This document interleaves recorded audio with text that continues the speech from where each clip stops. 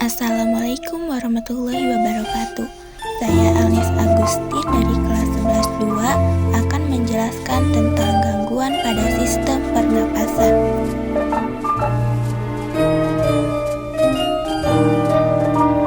Pendahuluan.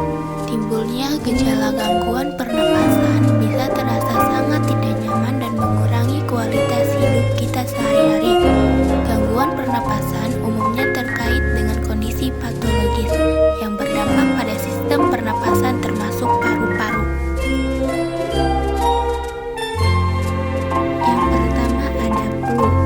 Flu adalah gangguan pernapasan oleh virus influenza yang bisa terjadi pada hidung, tenggorokan hingga paru-paru dengan gejala pilek, sakit tenggorokan, bersin-bersin, demam, dan batuk. Cara penularan virus influenza juga mudah menular karena tersebar melalui udara atau menghirup percikan dahak penderita. Pengobatannya cukup istirahat, konsumsi makanan bergizi, dan banyak minum dapat membantu mempercepat proses penyembuhan.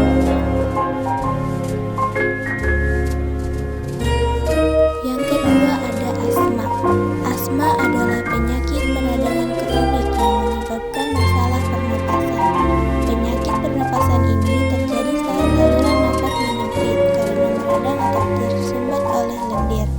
Rincian di bawah ini digunakan dokter untuk orang-orang yang usianya 12 tahun ke atas.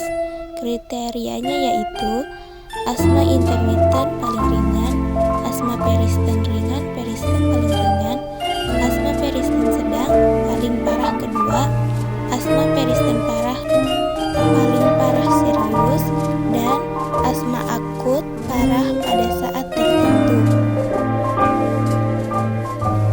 Penyebab gangguan pernapasan kronik ini belum diketahui, namun yang jelas penyakit asma tidak dapat disembuh total.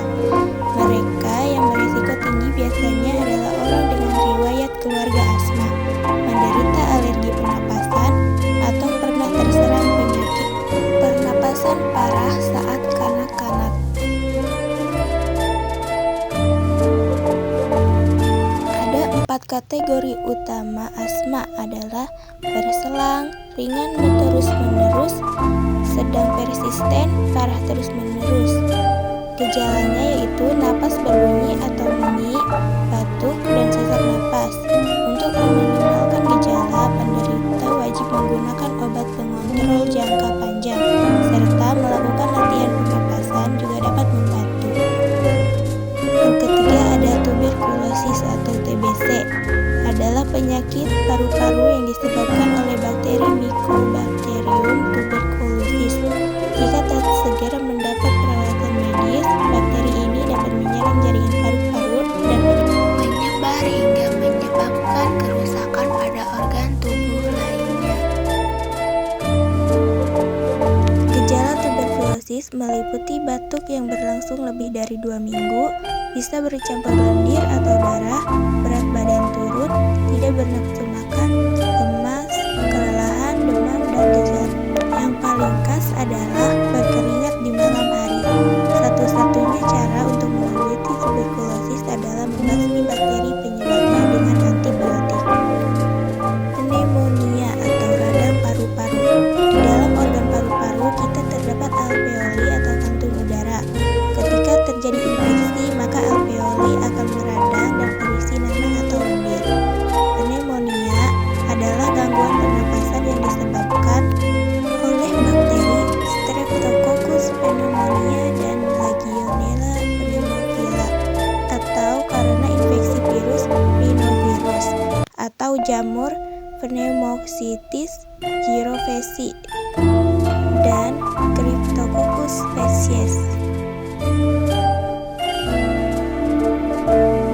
Gejala yang terjadi adalah mual, batuk berdahak, demam, banyak berkeringat, rasa nyeri pada dada, terutama ketika menarik napas, tertawa, dan batuk, tidak berselera makan, serta pusing dan sesak. Cara penyembuhan, dokter biasanya merekomendasikan obat-obatan seperti antibiotik, paracetamol, dan ibuprofen.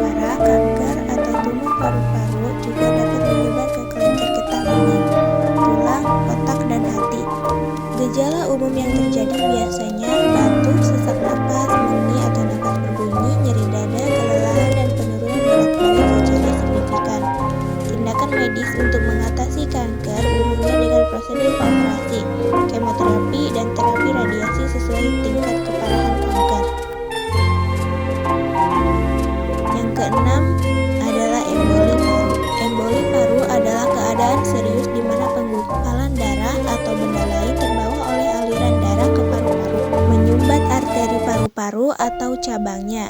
Emboli paru dapat menyebabkan kerusakan pada jaringan paru-paru dan bahkan kematian jika tidak diobati dengan cepat. Gejala bervariasi tergantung pada ukuran penyumbatan arteri dan gumpalan darahnya, termasuk napas pendek, nyeri dada, batuk darah, detak jantung lebih cepat dari biasanya, pusing, pingsan, dan nyeri kaki jika emboli paru disebabkan oleh gumpalan darah dari kaki. Hal itu semua bisa dicegah dengan cara mencuci tangan pakai sabun, menghindari kontak langsung dengan penderita, menjauhi polusi udara, hindari merokok, dan selalu memakai masker. Sekian dari saya, terima kasih. Wassalamualaikum warahmatullahi wabarakatuh.